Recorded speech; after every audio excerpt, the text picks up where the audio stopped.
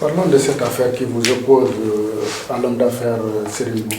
Qu'est-ce qui s'est réellement passé, monsieur? Bon, ce qui s'est réellement passé, c'est que M. Serigne Mboup n'a pas de problème avec moi. M. Serigne Mboup a des problèmes avec mes enfants, qui ont créé un groupe de presse qui s'appelait Sanosi.com, logé au niveau du deuxième étage de ma villa, où nous avons embauché des jeunes que vous connaissez, qui a été dirigé par M. Doudou Koulibaly, que vous connaissez. Des jeunes sont aujourd'hui dans des télévisions, ils ont pris là-bas pour la première fois le micro, ont porté pour la première fois une caméra. Nous les avons formés, mes enfants ont mis leur argent, parce que c'est moi qui les appuyais. À un moment donné, l'une de mes filles est partie aux États-Unis, l'autre est partie en France, elles sont parties étudier. L'autre, qui gérait le groupe, a choisi de faire autre chose. Et on a laissé les choses à Doudou Koulibaly, qui gérait. C'est moi qui leur payais des salaires. Je leur ai donné un étage, je leur ai donné 2 véhicules. J'ai payé tout ce qu'ils faisaient. Donc je mettais des millions sur le groupe. Alors à un moment donné, moi j'étais lessivé. Je ne peux plus continuer à mettre mes millions comme ça. Bon, je leur ai donné un métier, il fallait qu'ils se débrouillent, qu'ils arrivent à faire de la publicité, qu'ils gèrent leur radio, qu'ils fassent des trucs. Moi, je les ai acheté tout le matériel, j'ai trouvé les fréquences, je leur ai donné.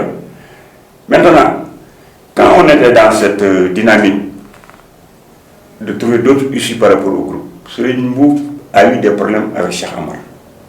Ils sont déchirés. Cheikh Amar est allé acheter le groupe, le journal de Tandian là. Serigne Mboup a voulu créer, avoir un élément de réponse. Il est venu me voir en me demandant de lui vendre le groupe. Mais je lui ai dit non, les enfants là sont mes enfants, qu'est-ce que tu proposes? Il me dit, il va aller sur la VDN prendre un immeuble, prendre Maître Diop comme directeur technique. Il va mettre des antennes partout au niveau du Sénégal. Il m'a donné 6 mois pour être le deuxième ou le troisième groupe de presse du Sénégal. Il va signer des contrats pour les jeunes. Je lui ai dit, ok, si c'est ça, j'ai de cette offrande symbolique. Est-ce que vous pensez aujourd'hui que 2 fréquences radio, un site internet, une radio TV, une radio FM, vous croyez que ça vous pouvez l'avoir à 30 millions? Honnêtement, vous qui m'écoutez là, 30 millions. Une fréquence, tout simplement, il y en a qui vendent une fréquence à 100 millions, à 60 millions. Vous mettez 2 fréquences, une fréquence à Touba, une fréquence Siwol FM, FM Touba. Après, un site internet, une radio-télévision et un site, une télévision web qui s'appelait Siwol TV, que vous regardez à partir de votre iPhone. Tout ça, vous pouvez mettre quelqu'un, à faire le matériel. Vous pouvez quelqu'un pour l'avoir à 30 millions. C'est ce que Serigne Mboup a donné et ça m'a servi de payer Tandian, les journaux, des trucs qu'on faisait. Quand il est venu, il a amené Maître Diop. Maître Diop est venu, ils ont repris le journal Grand Place, qu'ils ont logé au niveau de mon immeuble. On lui a vendu le truc, il devait me payer des loyers de 300 000 francs par mois le temps qu'il déménage. Vous savez d'où vient le problème? Et vous reprenez ce que M. Serigne Mboup me reproche. C'est-à-dire que ma fille qui est partie aux États-Unis devait signer pour la vente. On a pris le notaire, Lika. Vous êtes des journalistes après, pour montrer entre Serigne Mboup et moi qui ment. Après, vous allez voir Lika, notaire. Quand on a pris Lika, notaire, pour signer, je devais signer pour elle. Il fallait qu'elle me donne une procuration. Elle a envoyé une procuration par mail où elle a signé. On a présenté ça à Lika, Lika a dit non, ça c'est pas bon, il faut recommencer. Elle envoie une autre procuration signée sur les termes que Lika avait eu élaborés. Lika a vu que dans le libellé, il y avait ces expressions de notaire. C'est parce qu'il faut une écriture administrative avec des termes. Là aussi, elle a dit il y avait des problèmes. J'ai dit Lika, qu'est-ce qu'il faut faire? Et puis c'est par acte d'huissier que je lui ai donné.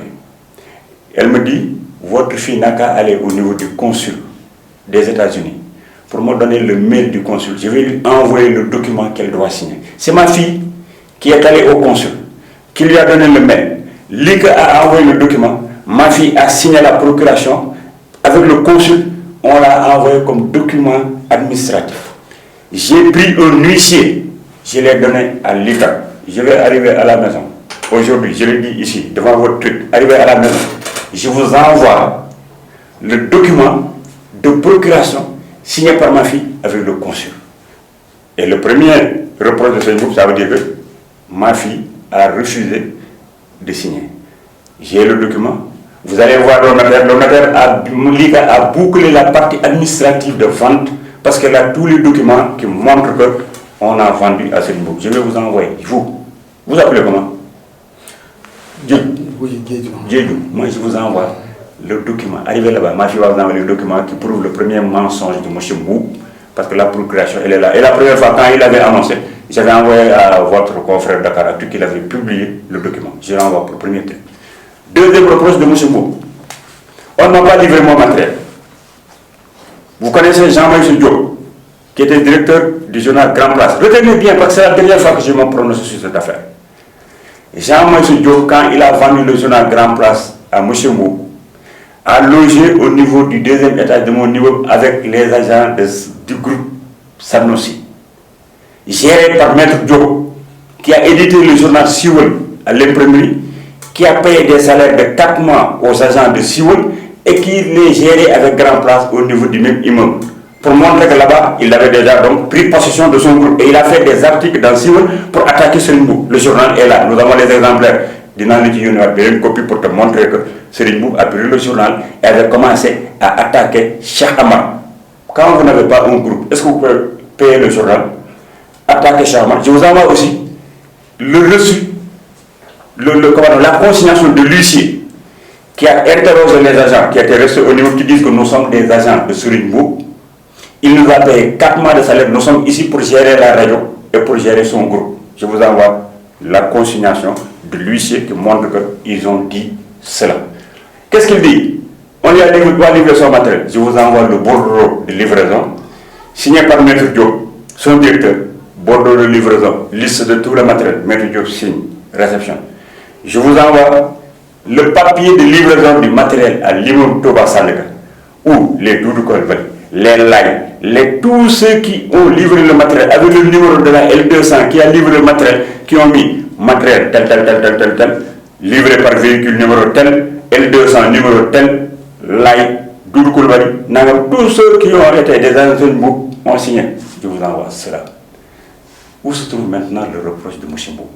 Sa fille n'a pas signé. Je vous envoie le document. Je n'ai pas pris le matériel de livraison, je vous donne. Vous allez voir ça, M. Diop, maintenant, pour lui dire. Est-ce que le journal Siwol, Grand Place, n'était pas venu occuper même les locaux que Siwol? Est-ce que ce n'est pas sur instruction de Serigne Mboup que le groupe Siwol a déménagé pour aller à Toba Sandaga parce qu'ils ont quitté le même jour pour aller se loger à Toba Sandaga? Ce qui montre la possession et la prise en charge du groupe. Mais maintenant, pourquoi maintenant Serigne Mboup s'entête à faire ces choses-là? Je vais vous le dire. Quand il me devait des mois de loyer, ma fille qui gérait est allée essayer de le rencontrer. Il a joué au milliardaire, ne pas pouvoir la prendre au téléphone, ne pas pouvoir la prendre. Comme ma fille sort d'une école, ma formation, elle lui a foutu un commandement d'huissier. Serigne Mboup s'est dit, mais qui est cette fille-là qui se permet de me foutre un commandement d'huissier?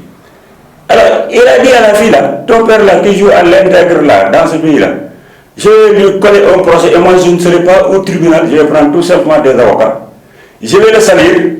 Et moi, je ne serai jamais au tribunal. C'est lui qui va venir au tribunal se faire écraser par des avocats.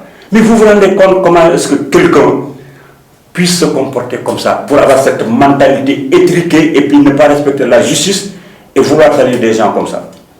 Ma fille lui a dit, mon père vaut mieux que toi. Et quand tu seras au tribunal, tu ne le verras pas, c'est moi qui vais venir. Alors ça l'a choqué, il a enclenché une procédure de justice. La première procédure que M. Mboup a enclenchée, il a saisi le procureur. Le procureur a convoqué, j'ai dit, je suis allé à la DIC. Quand j'ai donné les éléments et les trucs, ça a été classé sans suite. Parce qu'ils ont dit que celui-là, il se foutait de la République. Il a pris maintenant un avocat pour faire un autre commandement. C'est ça qui est en cours. Et comment pouvez-vous être sûr de votre affaire et à chaque fois qu'on se présente au tribunal, c'est vous qui demandez le renvoi? 7 fois, ces avocats ont demandé le renvoi. Parce qu'à chaque fois qu'ils viennent au tribunal, ils trouvent ma fille qui est là-bas, plus les gens qui ont livré le matériel, avec ils savent que le document est vide. Des avocats ont dû lui dire, toi il va te foutre là-dedans, parce que quand il va terminer sa faute, je vais lui coller un procès en diffamation. Et plus, mais aujourd'hui, moi j'ai des éléments. M. Mboup est venu me demander pardon en me disant que oui, Je n'étais pas au courant, moi j'ai regardé la presse comme ça, j'ai vu les journalistes écrire, c'est pas moi, hein, tu es mon grand-père, il faut me pardonner, je vais venir même, je vais t'inviter, tu vas venir, on va manger du soupe candidat chez moi, grand, je ne suis pas au courant, c'est les autres, sur le Saint-Coran, s'il ne l'a pas dit, il y a le mot qui sonne de Yalla Mohamed, Yom El Khiyam. C'est beaucoup de démons, invite-le, Mougis. Et je vais vous dire pourquoi, parce que je ne mens pas, pourquoi je vous dis ça. Vous savez, vous tous, vous savez qu'il y a des applications là que vous faites, les codes recordeurs là. Ça veut dire quand vous l'avez, quand quelqu'un vous téléphone sans enregistrement pour que vous le voyez, c'est le mouvement appelé pour dire ces choses-là, grand-père, moi je n'étais pas au courant, c'est mes avocats qui ont fait ça, il y a quand j'ai terminé, moi je faisais comme ça, mes cours recordeurs, j'ai vu que c'est une boîte enregistrée. J'ai l'enregistrement avec moi.